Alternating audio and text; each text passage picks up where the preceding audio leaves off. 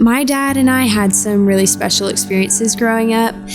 We had lots of time for bonding. One of the most memorable things that we got to do was just anytime we went and did errands, my dad would always ask me to come with him. And those car rides were just so amazing because we would get to catch up and talk to each other. He'd hear about my life and just guide me. Every Sunday after church, we'd put up the chairs in the building and we'd use the gym, and I'd shoot 1,000 3-pointers every Sunday. He always taught me that if I want something bad enough, then I'm going to have to work for it. And in those moments, in that gym, just me and him, he instilled so much wisdom and so much work ethic in me that stayed true to my whole life, even to now. So a lot of mornings, my dad will text me messages encouraging me for the day and offering me prayers for the day. One of the ones that stuck out to me was on the morning of my senior trip. I was gonna be leaving for about a week, 5 days, and he would say that he was praying for me and that he was thinking about me through the whole time. And he also sent me a Bible verse. He sent me Joshua 1:9, that to be strong and courageous, not to be terrified or discouraged, for the Lord your God is with you wherever you go. And it really helped me understand that God would be with me throughout the whole trip and that he would have his mind on me throughout the whole time. So one of the ways my dad and I bonded was I played basketball in high school and he was a basketball coach for one of our boys teams. And so almost every night after work, he would get home, change his clothes, and we would go outside. He would set up cones, help us with our free throws, my brother and I. We would play basketball for like 2 hours, almost every night. When I was growing up, my dad and I decided to build a treehouse in our backyard.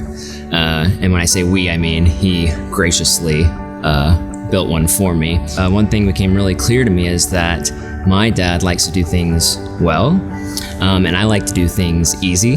But the lesson that I took from that in watching him was exactly that he cared about even the little things, doing them with excellence. As I've gotten older, I've grown to appreciate that more and more about him because I see that in other parts of his life, especially spiritually. The best way my dad and I have bonded was through him coaching me in football, from the very beginning in SEFL all the way through high school ball. We would show up early and stay late so that he could fine-tune my technique. I had it in my mind that I was playing for him, and every time I snapped the ball or made a sack, I could see the pride in his face.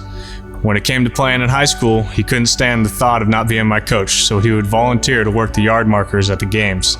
That way he could sneak in his words of advice. Dad, each day as I get older, the more conversations we have, the more we talk about parenting or Christ, the prouder I am to call you Dad. Thank you so much for just loving me so well, for showing me who the Lord is. I can never be more grateful for that because that has changed my life so much. Thank you. I love you. I always have and always will look up to you, and I strive to be the man that you are. I'm so grateful for the lessons you've taught me, both hard and easy. And I just want to thank you so much for loving me and loving our family, and never asking for anything in return. Dad, I love you so much.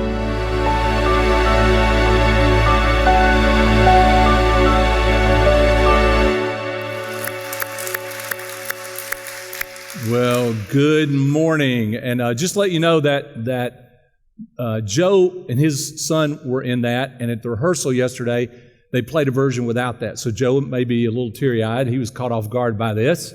And I asked Kate, because I mentioned that was him, and she looked at the picture. She said, "That's the same guy?"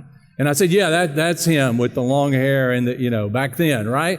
As we all change and we come up. I have a special guest this morning. This is Kate Turner. Just to let you know, I keep wanting to call you Kate Middleton. I don't know why, but that name is I don't talk like this. Okay. But Kate will be teaching a class in July and through August, 6 weeks, right? It's all on parenting. Just to let you know, you have to sign up for this class.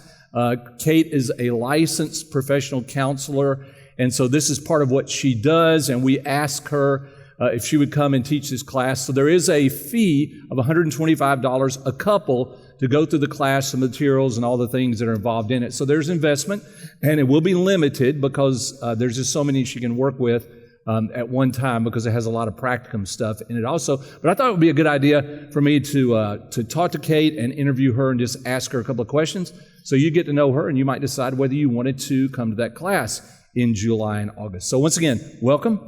Thank you very much. Glad you're here. You threw me right under the bus at the beginning with Joe. Absolutely. I He just, said- you know, it's just a way of disarming you or All right. letting you know. So I know that I know that you're a PK, a pastor's kid. I am. But tell I me a little am. bit more about, or tell us a little bit more about yourself. All right. Well, my dad is still, he'll be 86 in June 25th. He was an Episcopal priest. I grew up in upstate New York, and we moved here right after I graduated from high school. So that's a little bit about my growing up, and I'm now Lutheran, but y'all let me in here, so that's okay. It's all right. And don't you like the accent?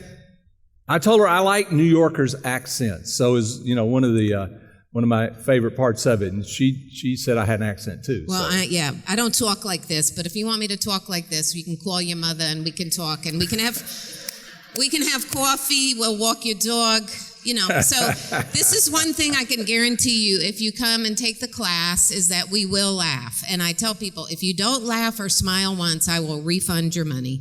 And it is, see, you already laughed, so no money. And if you look at it as investment, it's just a little over $20 a class, and it is so worth it. I say it saved my children's lives. And I was a young mom with, I thought, skills, and my toolbox was kind of empty. Let me back up. I've been married to my husband almost 35 years, JT, and that's a miracle, y'all know, because I just think if it wasn't for Jesus, somebody would be in big trouble. And it wouldn't be me, okay? And he just retired from UPS. Any UPSers out here? Any United Parcel Service guys or girls? Okay. And we have 2 children. Jessie is our oldest. She's 33, and she's married to Ben. James Austin is 27, and he's married to Mason. We don't have any grandchildren yet. We're hoping and praying. And Jessie was born with some birth defects, and we didn't know it at the time. And that was just, it's part of who she is. I have free reign to talk about it. And so how I parented her was out of sadness, and she just out of guilt. I felt sorry for her, so I did a lot of things for her. So if you have any kids who have maybe ADHD or on the spectrum, or they're just kind of quiet and compliant, and you're the one running after the bus with their lunch bag saying, "Wait, don't, I've got your lunch." And so I helicoptered I did her a that lot. for all my kids. So, okay. Yeah, and she was very compliant and very easy. And then 5 years later, her brother was born, and I swear he was smoking a cigar, telling the nurses, "It's too cold in here, turn it down, I need a blanket." So if any of y'all have strong-willed kids, you know what that's like. So for about 18 months, you can tell them what to do, and then it's done, right? So I had a compliant kid, a strong-willed kid, and my parenting toolbox was kind of empty, to be perfectly honest. I would reach for something, and I'd use it, and out would come my mother. I know none of y'all. Or my father. I know none of y'all struggle with that. Like, "Oh my gosh, I swore I'd never say that," or "I swore I'd never do that." So I needed new tools, and God was so gracious, y'all, to send me the Love and Logic program. And what it really is a leadership program. It's more of a leadership program than a parenting program. Anybody can take this. If you have littles, if you have middles, you had teenagers, if you have adult children, if you work with people, if you see people, it is great. It's a leadership program. So just a little snapshot, and I'm going to teach you a skill to use right when you walk out. First of all, our kids know what pushes our buttons. Would you agree? Would you? Yes? Okay, we have this big red pulsing button on our chest, and it says, "Push me, push me, push me." It can be about food, it can be about friends, it can be about music. "You never let me go anywhere." And so one of the main functions of a kid, y'all, is to get emotion out of the adults around them. Good, bad, indifferent, it doesn't matter, because when we're born, we're egotistical. We just we want our needs met. We just are hungry to be noticed and to be loved. And so we will do anything to get noticed. And one of those is to maybe get in a little argument with our parents to get our way. Now, I know the kids at StoneBridge don't do that. I'm looking at children. Is that right? I've heard there's kind of some angels coming around here. And so one thing I teach in the class is I teach a lot of different things over the 6 weeks about not arguing, about getting chores done, about empathy. Empathy is the key of love and logic. And it's not give them a hug and a cookie. There are consequences, because lots of times the dads or the strong moms are like, yeah, but what do I do to them, right? So there are consequences with empathy. So I'm going to teach you something you can use right away. And first I'm going to tell you a little story. I was a school counselor for 15 years in Spring and Conroe ISD. This isn't a story, this is true. And I had a private practice for 7 years in Old Town Spring. Now I work for Mosaics of Mercy as a school liaison and as a family navigator. That's a little bit about what I'm doing now and teaching these classes. So anyway, when I was a school counselor, I would teach these classes in the school library after school to teachers. Also, if any teachers out there, it's great to use with kids, students. And the librarian is shelving books as I'm teaching the teachers, and she's listening.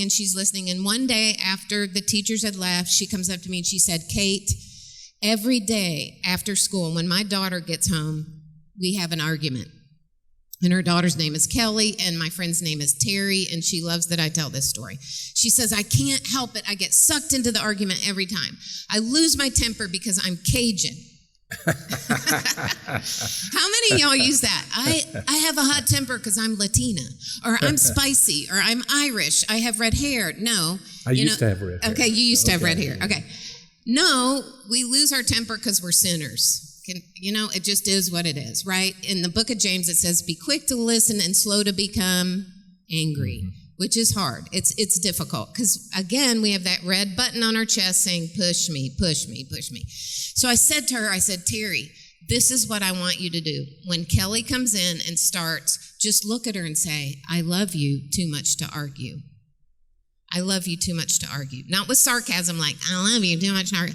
Just, I love you too much to argue. So she said, that's it? I said, that's it. We talk too much, ladies and gentlemen. We explain too much, as Ricky said to Lucy Ricardo. You're explaining too much, okay? So we got to cut down on the talking. So Kelly comes home. She starts to get into it with Terry about some teenager thing. And Terry looks at her and says, Kelly, I love you too much to argue. But Mom, and you're getting my letter jacket and blah, blah, blah, blah. Kelly, I love you too much to argue. But Mom, you're not listening. Mom, you never listen to me. I know this is foreign to StoneBridge people, but I'm just going to go. Okay. Kelly, I love you too much to argue. Mom, then she's going to ramp it up a little bit, right, to level 2. Mom, you're not listening to me. Do you even love me? I love you too much to argue. Finally, Kelly looks at her and she says, are you drunk? True story. And I think she said, I wish I was. Now I know.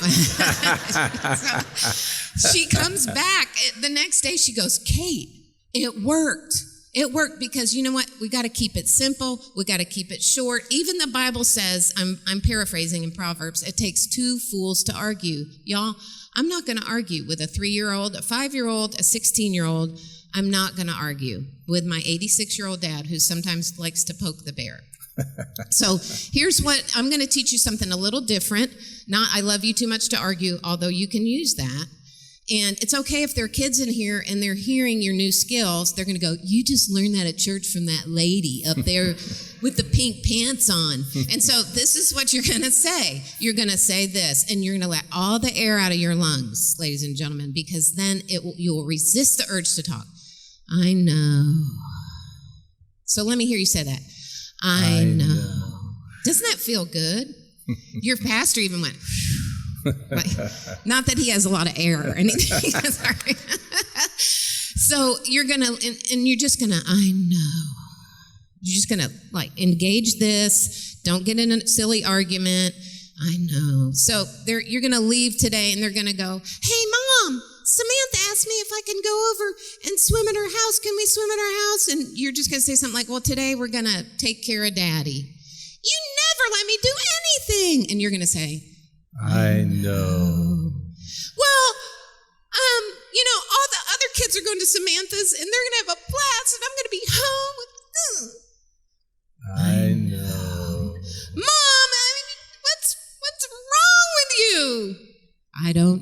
I don't know. And see, you guys are going to have so much, we're going to have so much fun, for real, for real. It's so fun. When I started using this, it was all I could do not to laugh in my children's faces because I had been getting sucked into those petty arguments. You never take me anywhere at all. And you're going to resist the urge to go, are you kidding me, kid?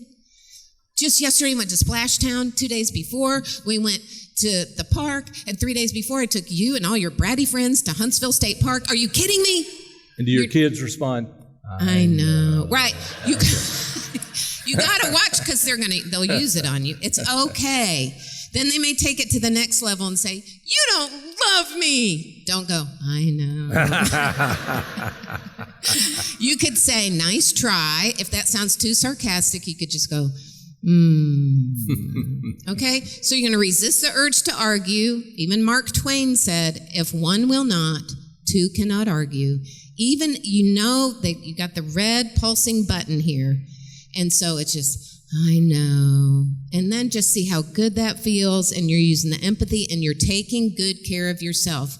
Because moms and dads, grandparents, caregivers, every time they're watching you, they're watching how you respond to frustration, they're watching how you respond to stressors, and just knowing that you are setting the example for them. And again, I want to tell you, I hope you join us in class. We laugh. There's a lot of great skills, and it's not for parents who aren't good parents. This is for good parents who just want some more tools in their toolbox. And I can guarantee you'll walk away with some that you're like, well, this really works. And I taught this at Trinity Lutheran Church a couple years ago, and I heard this, and it was during their Wednesday night, and the kids go somewhere, and the parents come to see me, and the girl's about a middle school. She's like, Mom, really? You don't need this? You're a great parent. You don't need it. It's like, bingo, right? We all need some more skills. So I hope you will join us starting July 11th, and I think from 10:45 to 12:15, there will be childcare. And I'm going to be at the table out in the hall in between services if you want to chat with me. I would love, love, love to chat with you, and join us. Join us. We'll talk about problem solving, getting chores done, consequences with empathy, lots of good stuff. And thank you for having me at StoneBridge. Would you thank her for coming and speaking?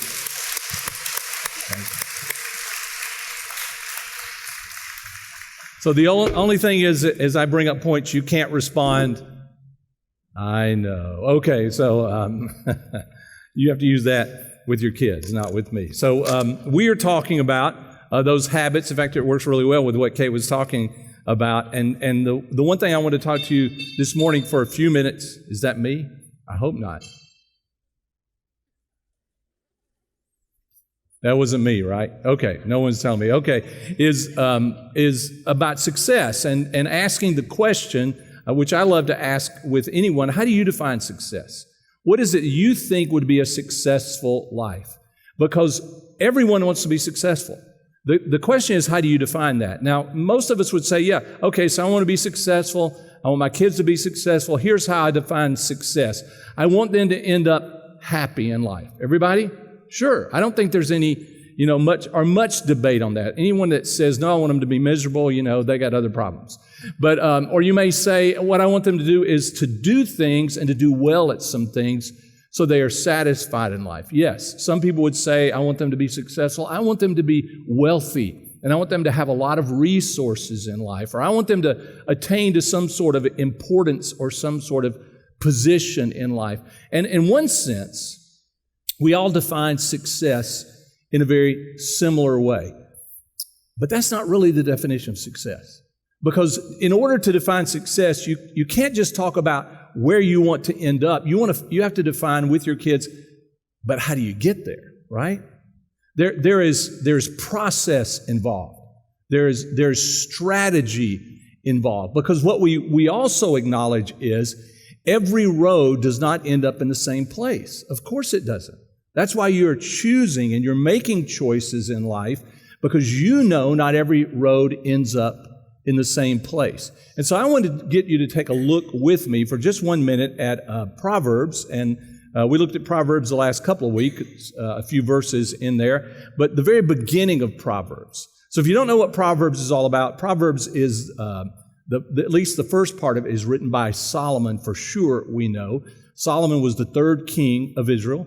And Solomon is giving us what we would call wisdom sayings. He's coming up with some real pithy, short statements that we love and we put on posters and we write on walls, and maybe you write them on a card and you put them up because you realize there's something there that helps to lead me and guide me toward what you would consider success in life or the destination that you want to end up in. And this is exactly what Solomon is doing when he's writing these things for his kids, for the people he serves as the king in the nation. And I want you to catch what he writes. And as you look at these, I also want you to think about how much Solomon is not just talking about destination, but that Solomon is also talking about strategy, about process, about how you get there, because that's the part you have to define or you have to teach your kids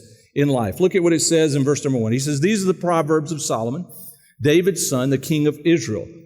He says, verse 2, their purpose is to teach people wisdom and discipline. Now that's process, that's strategy. The purpose of them is to teach them a path and a way to get to where they need to go or where they want to go, to help them understand the insights of the wise. Now, insights of the wise would mean we all hear things, see things from people that we respect. We think they understand how to get there, and we're trying to catch what they really mean by that, right?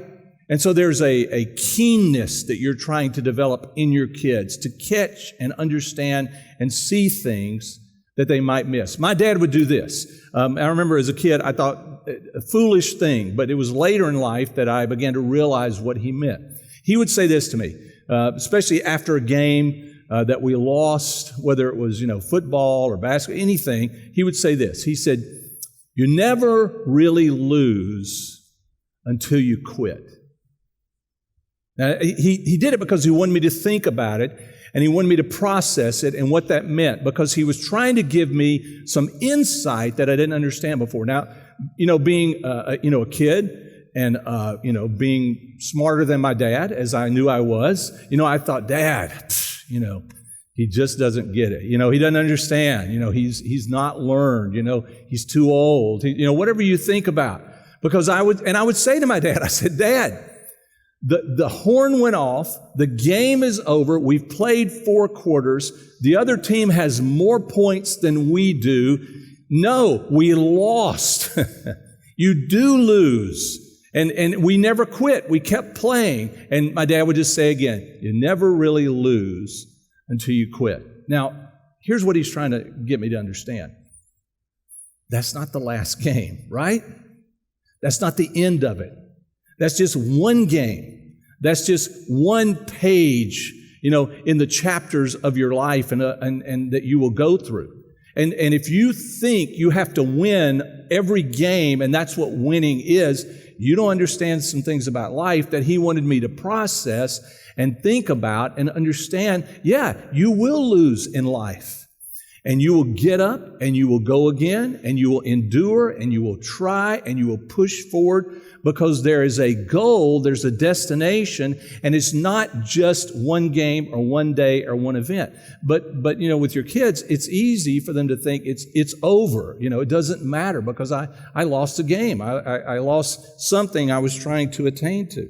He says this, their purpose, he adds this again, is to teach people to live disciplined and successful lives, to help them do what is right, just, and fair. Process, right? This is all about strategy that he's trying to get them to understand. These proverbs will give insight to the simple. That means the person who doesn't see very far or doesn't understand, can't put it together yet. Knowledge and discernment to the young. Let the wise listen to these proverbs and become even wiser. Let those who with understanding receive guidance. And it's kind of like Kate was talking about. Those who are already catching it and getting it receive more, move on further by exploring the meaning of these proverbs and parables, the words of the wise and their riddles. Then he adds this, and I love this verse. He says, fear the Lord. Fear of the Lord is the foundation of true knowledge.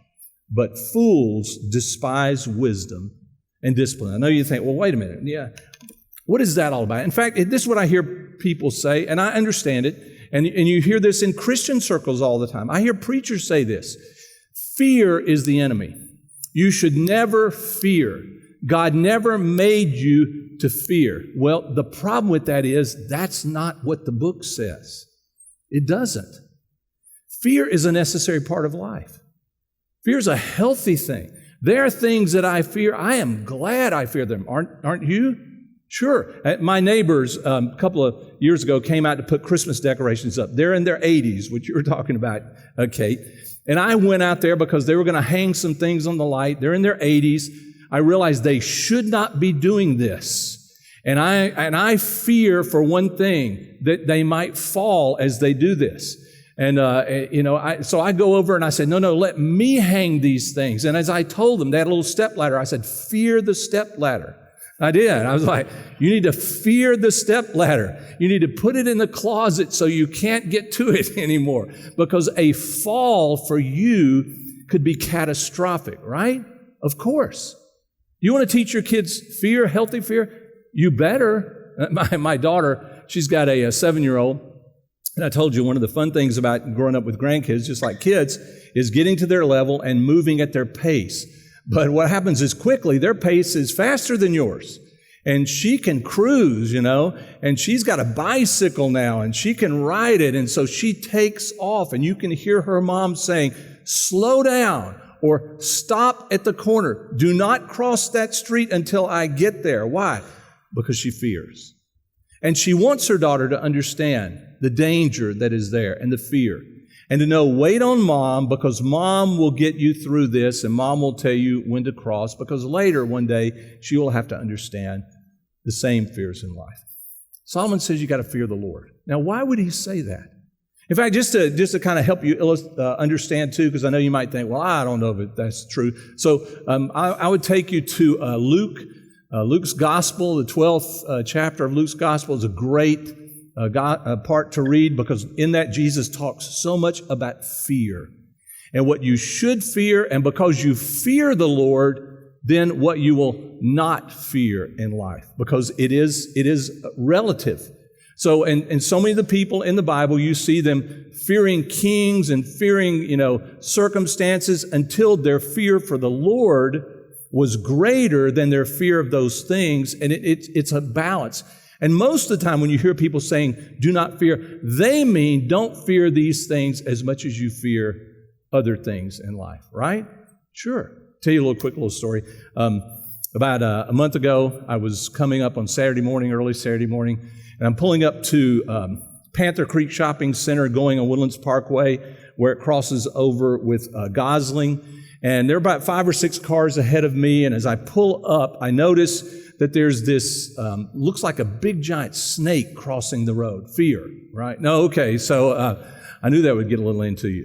And as I get up closer, I realize, no, it's not. It's 2 ducks, and they're the small ducks, not the geese that you see around here, and about a dozen little chicks, and they are crossing the road.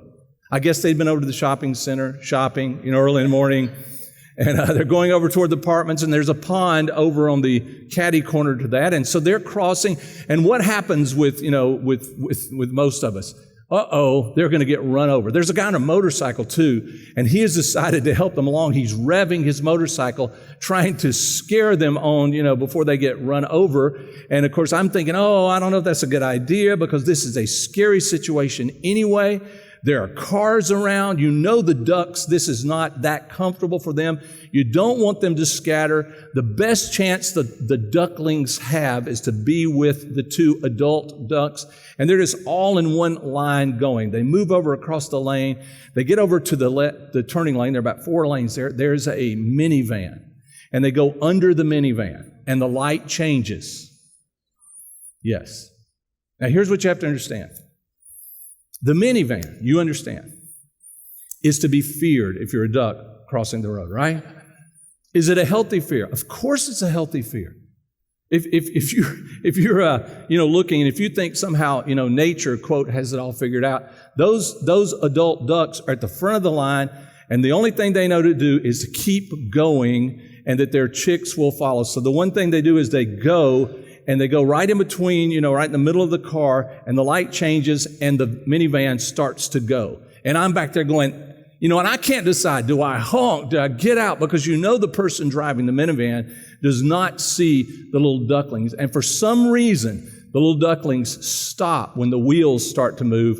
The minivan goes on, and then they scoot real quickly behind their parents. Now, can the two adult ducks, mom and dad duck, can they absolutely protect their little ducklings? No. Can they take on the minivan? Absolutely not. They'll get squashed just like the little ducklings will. But as best they can, they're trying to lead and teach the little ducklings as best they can in what ducks do and the instinct they have, to find a safe place and to move towards safety. That's what you and I are doing. And teaching their little ducklings fear is a part of those little ducklings growing up. They teach them predators. They teach them situations, how to hide, because fear is a part of life. The question is, for us, do you fear God more than you fear those other things? That's the question.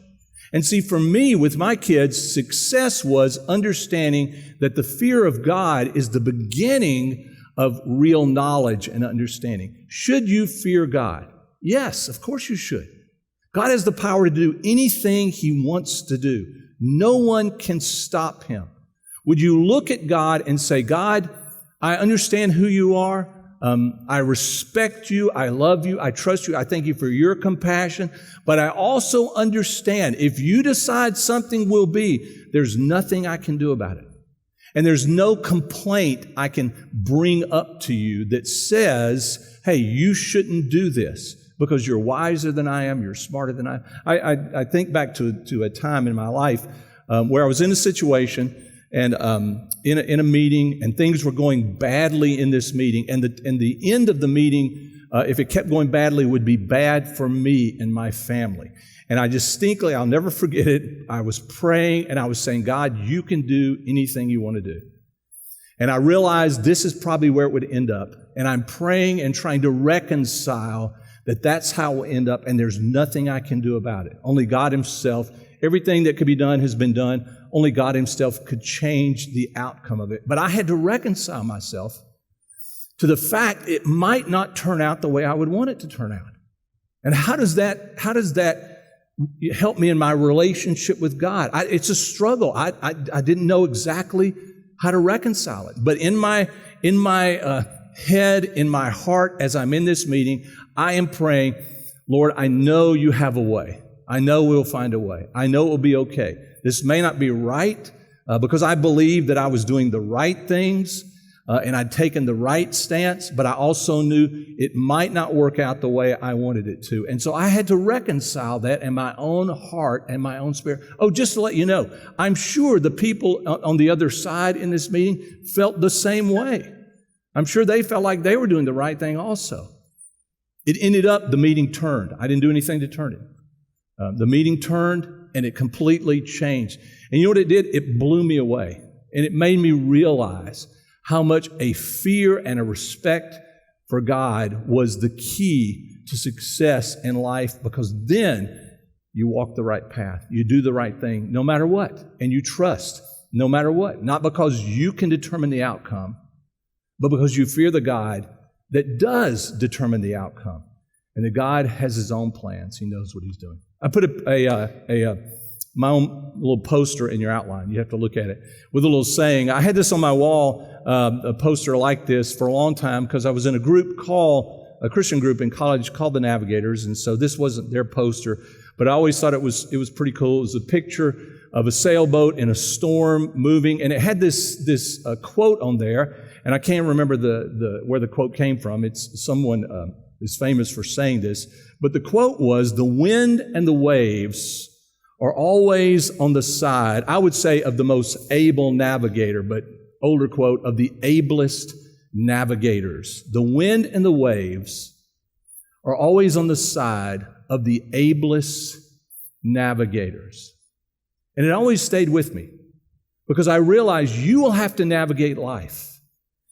You will have to teach your kids how to navigate life. There will be dangerous things that you will face in life and dangerous things that they will face in life.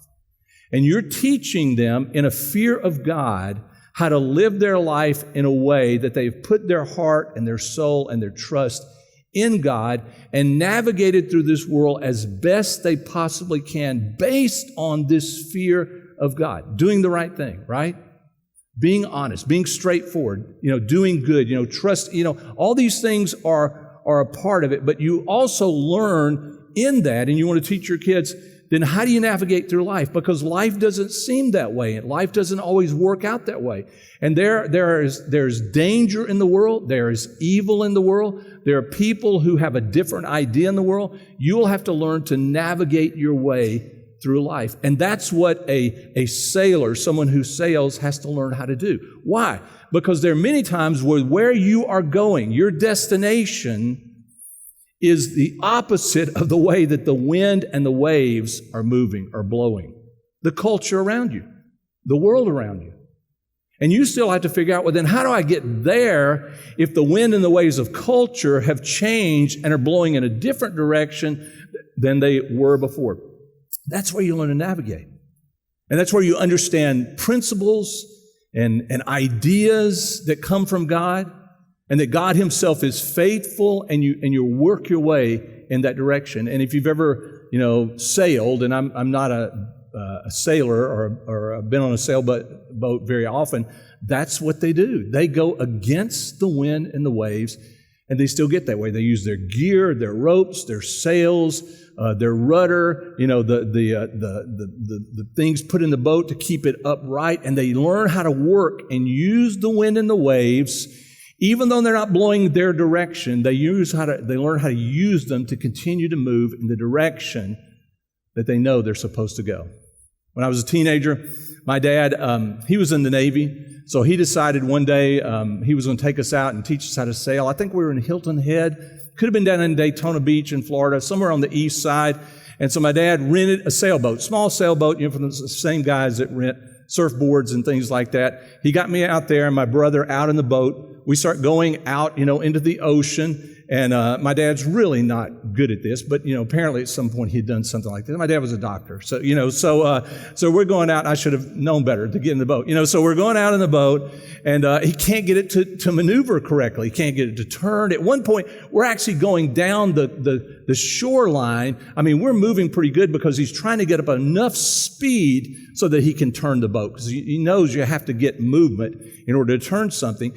And so we get ready, and he said, "Get ready. We're going to flip the sail. We're going to hit the rudder," and we do, and nothing happens. We're still going in the same direction. And I realize, because again, I'm smarter than my dad, right?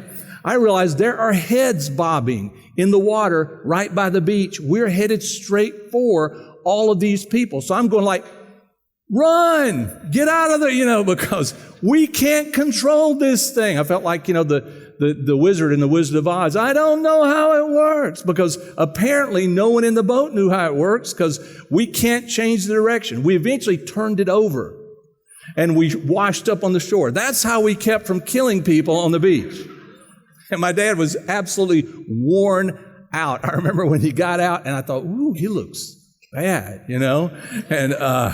And so the guy that rented us, he comes down there. He's like, I don't understand, what's going on. Let me get in the boat. And then he grabbed me. Let me take the redheaded boy. I was the redhead, and I'll take him out and show him how to do this. So we get back in the sailboat. We go back out, heading straight out into the ocean. We are moving, building up speed. He does the same thing. We're going to flip the sail, turn the red, and all this. We do it. Nothing happens once again. Now I'm thinking, okay, we were going to kill people. Now we're going to, be a story of two people lost at sea, who we never saw them again. They kept going to the ocean, deep out into, and he starts fooling around because he knew what he was doing, and he realized the rudder was broken. It can mess you up, right?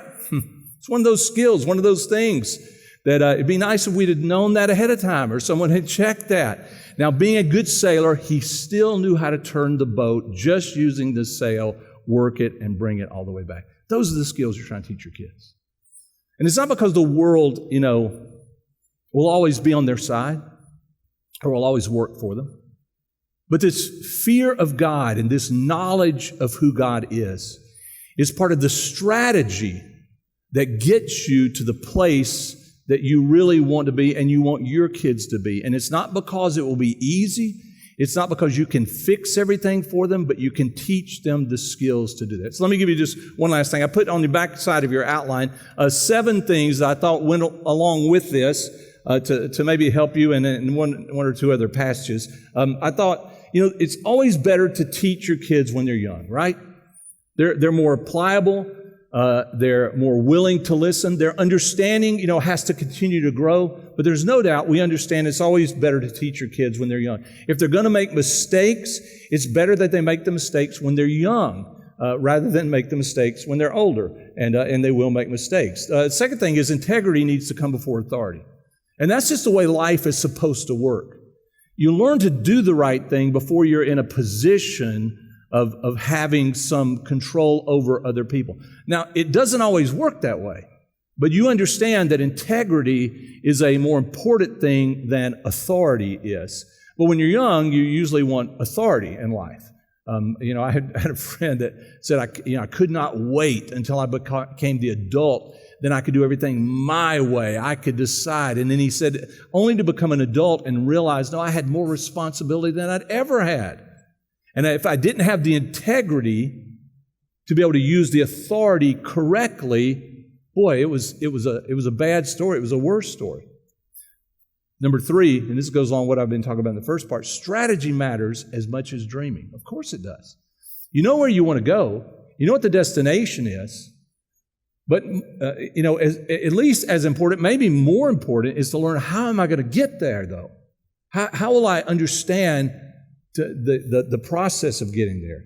In Hebrews, this is a passage that you might know, 12, verse 1 and 2. I want you to listen to this passage and not listen to it the way you may normally have, but I want you to listen to it thinking of the dividing of strategy as opposed to destination that's also in these verses. Listen to what the writer says in chapter 12, verse 1. He says, "Therefore, since we have so great a cloud of witnesses surrounding us," in other words, those who have come before and have blazed a trail and given us a path, he said, "Let us also lay aside every encumbrance and the sin which so easily entangles us." It slows us down, it hinders us. "And let us run with endurance the race that is set before us." That's not destination. That's all strategy. That's all how you're going to get there. And most of the work and most of the talk is about how you're going to get there. And then he goes and adds, fixing our eyes on Jesus. You may say that's destination. It is, but it's also fixing your eyes on the one who came before you and showed the way to get there, the author and the perfecter of our faith, who, here's destination, who for the joy set before him endured the cross. Yeah, he knew it was worth going there. It's just, what's the path that you'll have to go to get there? And Jesus knew the path for us to get back to God involved the sacrifice that he would have to make. And he goes on to say, despising its shame. In other words, he went through really painful, shameful process so that we would be given life. But he understood the process was the only way that he could get us there. And now he has sat down at the right hand of the throne of God. You pass on to your kids. Not just destination, not just dreams, but how are you going to get there? What will it take? What will you have to learn in order to get to that place in life? I thought here's number 4. Don't be afraid of failure. I know that for some people, they would say failure is not an option, and they mean by that we will never fail. Listen, failure is not an option. You will fail. And if you don't learn from your failures, and if you don't grow from them, and you don't change some of the things you do, like fixing the rudder, right? Then you leave yourself in a position where you continue to fail, and you continue to fail because you've not learned from the process, and you've not picked up a better strategy as you move along. Or I like this one, number 5. Mentors are never optional. That's what's never an option. You will have to have people who help you and direct you. You'll have to have people that you will go on this journey with. I mean, even in this passage in Hebrews, they're looking at Jesus as a mentor, someone to follow. Not only gave his life for us, but he showed us what it meant to know God, to follow God, to have a healthy relationship with God as we would move forward. Have you ever wondered why Jesus did not start his ministry until he was 30 years old? I mean, he's the Son of God. Couldn't he have been a boy guru, right, at 12 and stand up with, I mean, it's pretty clear there's a little passage where Jesus actually is in the temple teaching and they're blown away by him. And still, not till he's 30 years old. I think a lot of that has to do with letting us know, helping us to understand that there's a lot to learn and there's a process that we have to go through in order to get there. Number 6, your greatest temptation, I really believe this, your greatest temptation is going to be to focus too much on lesser things that just don't matter as much, rather than focusing on the things that matter the most and getting your attention and your focus, spending way too much time on things that don't matter. In fact, that's what temptation is. It's not that even some of the things that we go after or we focus on are necessarily bad things. It's just in light of the better things, they're not worth all the time and all the effort that we put into them because they are temporary. They do not last. They don't hold up. And there are other things that are better things to focus on. I like to tell my kids, listen, I am happy if you are prosperous and you're successful, in your endeavors and in your, but all of those things pass. None of those things last.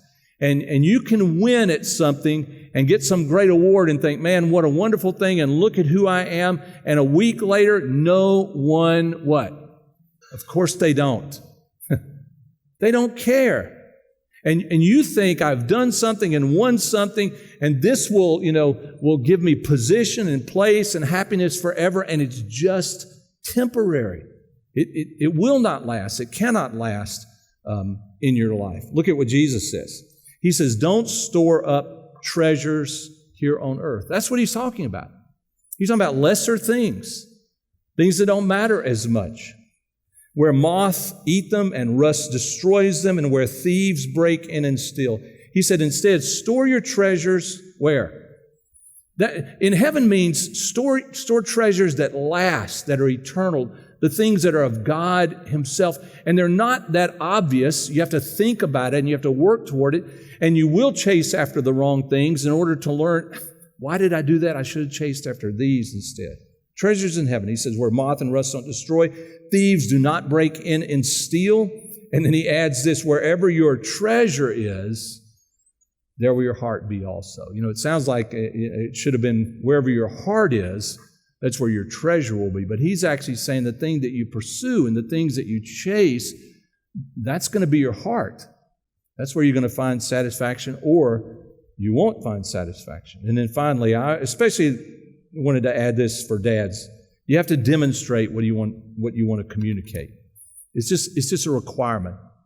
So if you're a mentor, or you're a mom, or you're a dad, you're a parent, or you're a teacher, or you're an educator, or you're a leader, at work, like Kate was saying, they're really leadership skills that you're learning. You just learn them in different settings.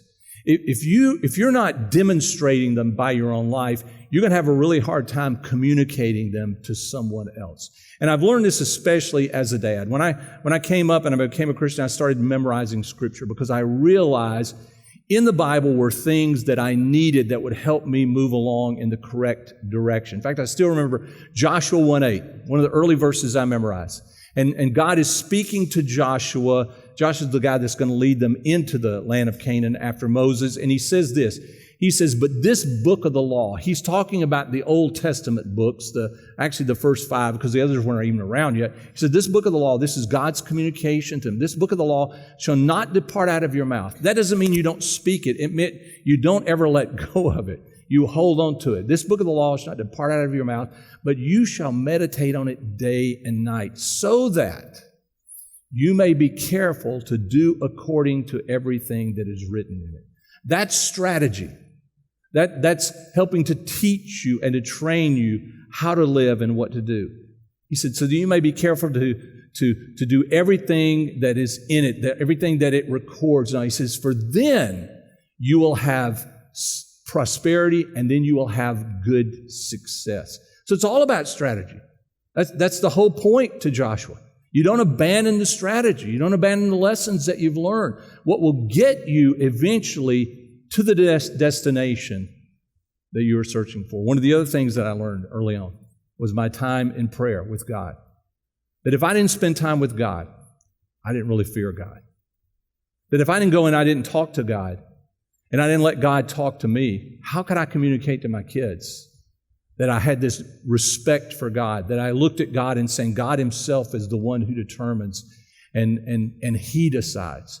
And I love to talk about the growth of that part of my relationship, my prayer life with God. When my daughter went off to, she went to the Naval Academy, and nothing to do with me. So she's 5 foot tall. Actually, she's not even 5 foot tall. 105 pounds. So she didn't fit anything like what you would think going off to something like this was all about. It was the first 8 weeks were just sheer terror. You know, that's what they go through. And so as I go and I realize what they're going through, I'm thinking, have I done the right thing? Have I, to allow her to go to this? And what was she thinking? And what was I thinking? And so part of my habits changed. I would get up about 4 or 5 in the morning every morning, and you could find me on this property, walking this property. It was before there were any buildings here, and the road didn't even come all the way out, Research Forest here. And I would walk the property, and I would talk to God. Why? Because I was in fear for my daughter, right? I was in fear. Did I make the wrong decision? Did I not guide her well? Can she survive this? Because I really worried that she would not be able to survive this. And so here's my prayer life. I'm not praying about, Aunt Susie or whatever. I'm talking to God, right? And saying, give me direction and help me to be the father and that I'm supposed to be and to do the things that I'm supposed to do. And that is the conversation that's going on. It was the growth for me. And so one of the things I talk about is, God, make her happy. Help her find a successful life. And then as I go further than that, I realize there's a whole lot more than that. And I would say, God, keep her strong in her faith in you, to follow you and to trust you in the middle of all these struggles and trials. And then I'd go, deeper than that. I would say, Lord, would you draw her heart to you, not to me? Because you're the one that knows and you're the one that understands. And then God would always do this. This is what happens in conversations. It's so good. God would always say, and how are you doing? How's your heart? Are you walking with me? Is that the desire of your heart? Because he was absolutely right. As a father is always right with their kids. How are you going to pass on to your children something that you are not living out yourself? Now, flawed, yes, caught up in the wrong things sometimes, absolutely. Distracted with lesser things in life, you know it.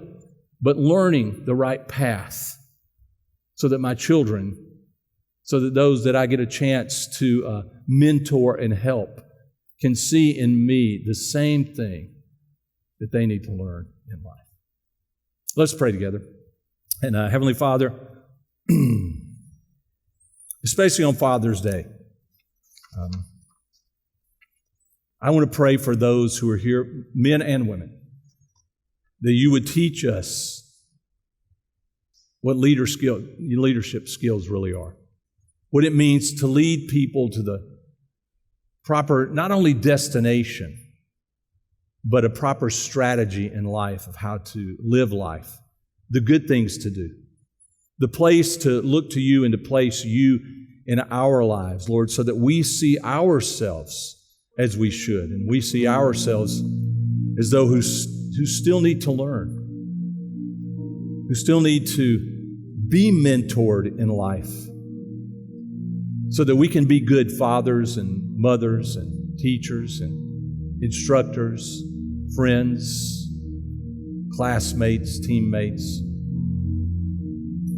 that we would see you as you really are, fear you for who you are, knowing that we have life and we have good things and we are loved because you're the one who has given us those things, and you're the one who has expressed and demonstrated your great love for us. Father, thank you for sending your Son Jesus so that we could know for sure that there's no price that you would not pay in order to lead us and to guide us and to love us. In Jesus' name we pray. Amen.